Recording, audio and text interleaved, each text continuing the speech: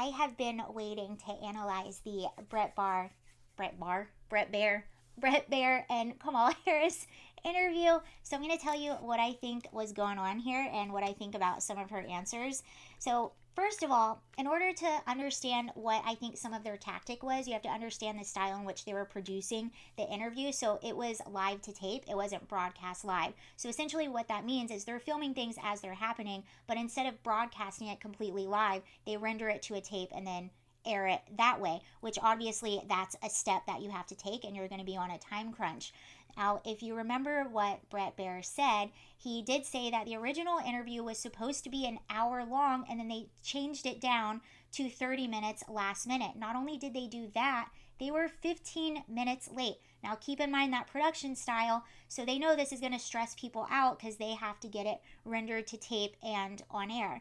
I think that some of these were tactics to sort of fluster Bret, to sort of fluster the team and kind of make Kamala look better. That's what I think happened, because also you have to remember Bret obviously was preparing questions for an hour-long interview and then had to squeeze it down to 30 minutes. And then they were 15 minutes late. On top of that, knowing that there's a time crunch to get this thing rendered onto tape and on air on Fox News. So I think that's what was happening, which actually gives me a lot more respect for Bret Baier and the way that he handled himself during that time.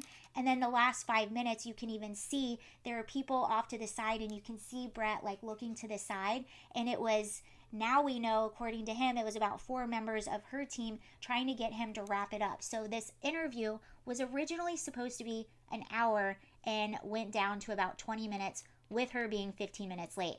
She immediately came in right off the bat, hostile, and I think that was a tactic too.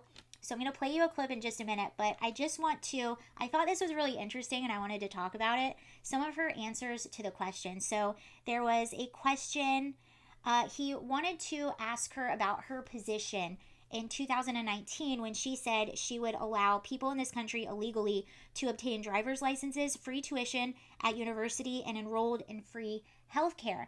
And her answer to this, she never answered yes or no to any of this stuff. You want to know how she answered it? She said, I will follow the law.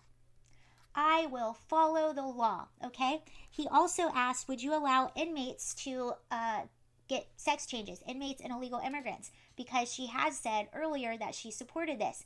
She didn't answer. She said, I will follow the law. Well, who follows the law? And who's looking to pack the court? So that's a really convenient way to answer a question. A really crafty way to answer that question without actually answering it. So that means I will follow the law. Well, who has the power to change the law? Especially if they plan on packing the courts. Then they'll really have the power to change the law. So I just wanted to point that out. No, that's not what you just showed. In all fairness and respect to you, that was the question that we asked him. You didn't show that, and here's the bottom line. He has repeated it many times, and you and I both know that. And you and I both know that he has talked about turning the American military on the American people. He has talked about going after people who are engaged in peaceful protest. He has talked about locking people up because they disagree with him. This is a democracy. And in a democracy, the President of the United States, in the United States of America, should be willing to be able to handle criticism without saying he'd lock people up for doing it. And this is what is at stake, which is why you have someone like the former chairman of the Joint Chiefs of Staff saying what Mark Milley has said about Donald Trump being a threat to the United States of America. All of her answers throughout the entire interview were essentially non-answers. She didn't answer anything. She just went into weird rants. Sometimes the rants didn't even have anything to do with what Bret Baier was actually asking. At one point he said, I actually don't know what you're talking about. And I think the reason for that is she's going off into all these weird, like kind of like what seemed like filibustery things, ranty things, is because they agreed to do this knowing that the Fox News audience is never going to accept Kamala Harris. This interview was not for Fox News. It was not for the Fox News audience, which makes sense as to why they even agreed to do it in the first place. This interview was for her diehard supporters. They're trying to paint her as this tough woman, used to be a prosecutor, prosecuted crime, tough on crime. I'm a bad woman. I'm calling out democracy. I'm the woman in charge. I am leaning in. That's what they're doing with her. So this was for her audience. This is for them to play stuff like that for her audience. So it's almost like a confirmation bias. Like, yeah, she's our candidate. Look how tough she is. She's going to go out and save democracy and kick all these guys' butts. That's what it is. This was for her audience the whole time. They never intended on taking this seriously, I don't think. I think they fully intended on sabotaging it a little bit. I think they tried to get Bret Baier off his rocker a little bit and fluster him. They failed miserably at doing that. And Kamala Harris, yeah, her supporters are going to look at that and think she did an amazing job, her diehard supporters. People in the middle will probably see right through it, obviously. Even if you don't see the full interview, it was just completely inauthentic, and she came across as really hostile, and it just didn't go together. But that was the whole thing. It was never intended to sway anyone.